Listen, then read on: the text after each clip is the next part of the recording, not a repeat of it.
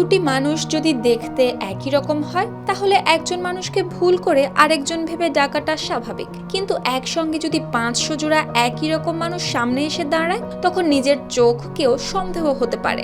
ভারতের কেরালায় এমন এক উৎসবে হাজির হয়েছিলেন শত শত যমজ। সেখানে কে যে কার ভাই বোন চিনতে গিয়ে অনেকেরই নাকি মাথা ঘুরে যাওয়ার মতো অবস্থা হয়েছিল। কেরালার একটি চার্চে অনুষ্ঠিত হয়েছে ব্যতিক্রমী এই টুইন্স মিট বা যমজদের মিলন মেলা। সেখানে শোভাযাত্রা, প্রার্থনা, ছবি তোলা আর নানা আয়োজনে মুখর হয়ে ওঠে পুরো এলাকা।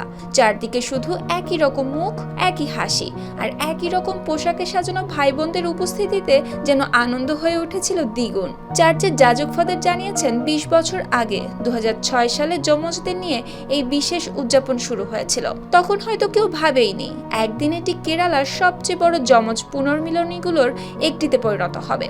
আর এবছর সেখানে উপস্থিত ছিলেন 500-র বেশি যমজ ভাই বোন। এমনকি 5 জোড়া যমজ যাজক ও কয়েকজন যমজ সন্ন্যাসিনীও অংশ নিয়েছিলেন এই আয়োজনে। বিজলি কেবলসের স্কিন কোটেড ইনসুলেশন আগুন প্রতিরোধী। বিজলি কেবলস, নিরাপদ আজীবন।